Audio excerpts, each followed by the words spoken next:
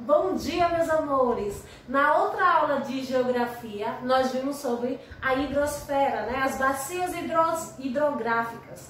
Hoje nós vamos, como eu falei a vocês anteriormente, na outra aula, nós vamos falar agora sobre os rios e as partes que o compõem. Então vamos fazer a leitura e vamos observar a imagem, tá bom?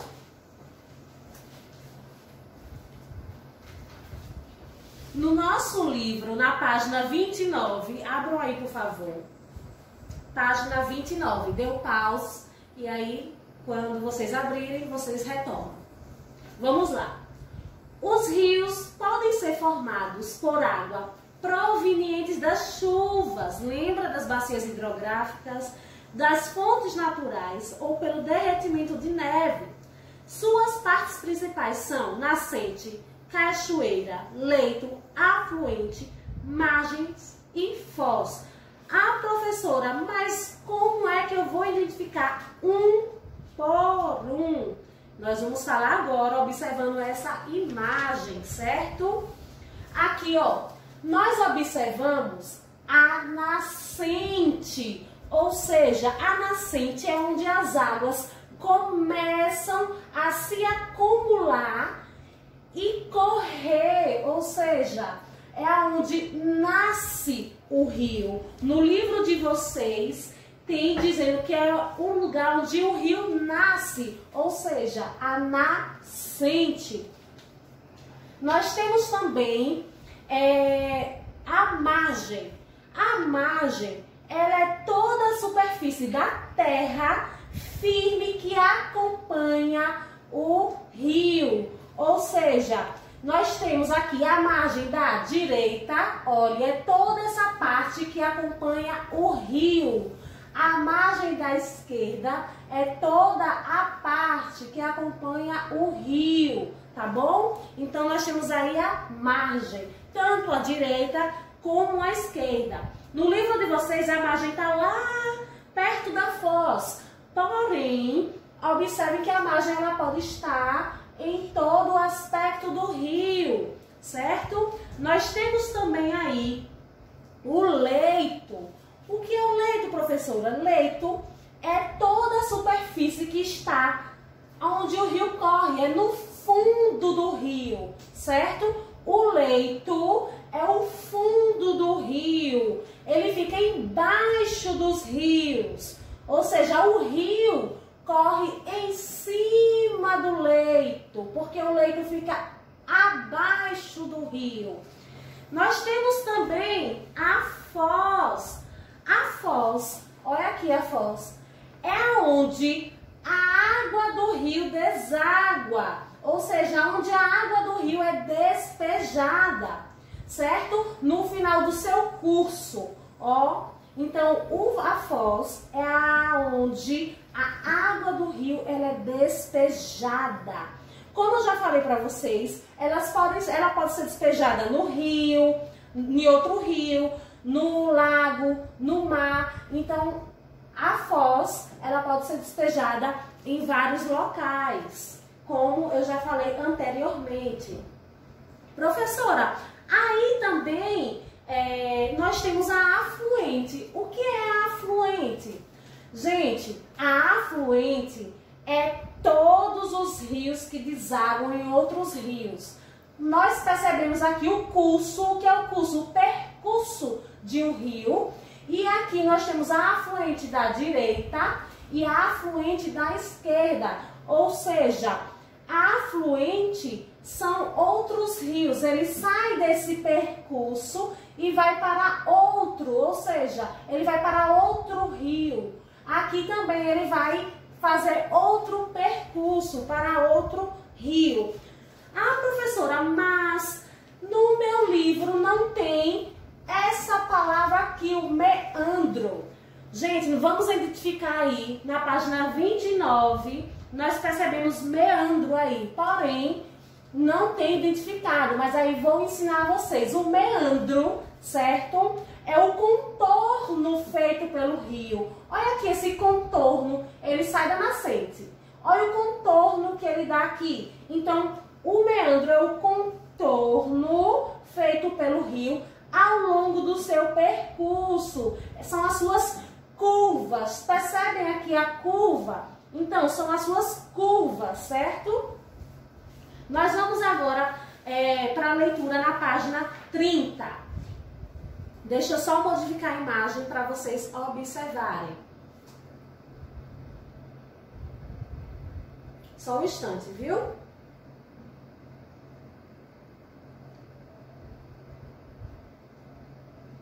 Pronto. Nós temos aí a relação entre os elementos do meio físico, ou seja, o relevo, a hidrografia. E nós temos dois tipos de rios. Na página 30 fala assim: os rios têm um comportamento diferenciado de acordo com o relevo do local onde se encontram, podendo ser classificados em dois rios. Rios de planície, certo? E rios de planalto. Professora, qual é a diferença entre os rios de planície e os rios de planalto? No livro está dizendo bem assim: os rios de planície correm em locais baixos, planos. Perceba que aqui é baixo, é plano. Então se chama rios de planície. E temos também os rios de planaltos, que ocorrem em elevações irregulares da terra. Olha aqui, ó, o rio de planalto. Aqui é plano, porém ele tem essas quedas d'água. Então é rio de planalto. Nós percebemos aí.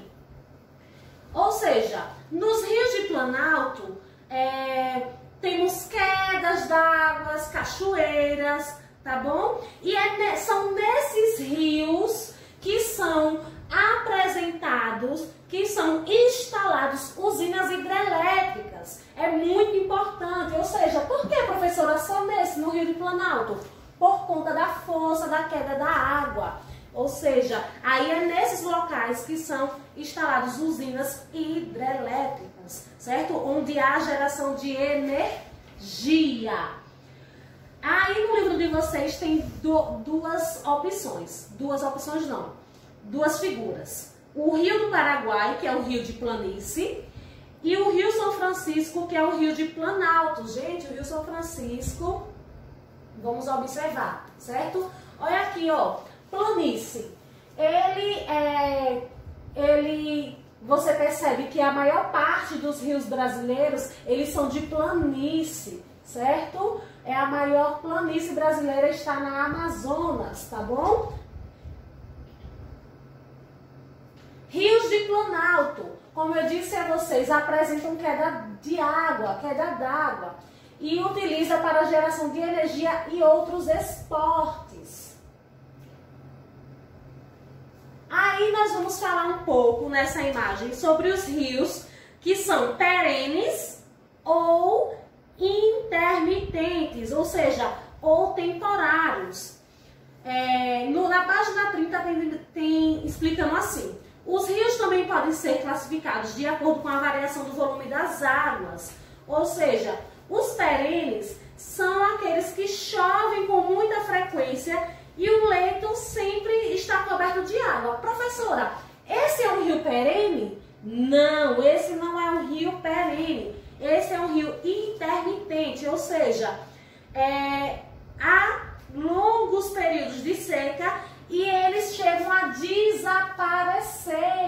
Ou seja, durante todo o período do ano, ele pode desaparecer por conta dos longos períodos de seca. Então, nós chamamos esse rio aqui de intermitente. E temos também os perenes. Vamos lá observar os perenes. Aqui é um rio perene, porque há muitas chuvas, há a presença e a frequência de chuvas, e ele sempre fica coberto de água. Professora, esse é um rio perene e também é um rio de planície. Isso mesmo, olha lá como a gente percebe, porque há navegações, há barcos nos rios de planície. Então é um rio perene e é um rio de planície. Outra coisa que nós percebemos muito, aqui é muito próximo de nós. Aqui é o Rio São Francisco, certo? Então nós percebemos que ele tem aspectos de planície, só que ele também tem aspectos de planalto, mas ele é um rio de planalto, certo? Em Canidé de São Francisco, nós temos a usina hidrelétrica, certo? A usina hidrelétrica de Xingó, nós vamos observar, depois eu vou pedir para vocês pesquisarem, e isso aqui está muito próximo de nós, então é importante que nós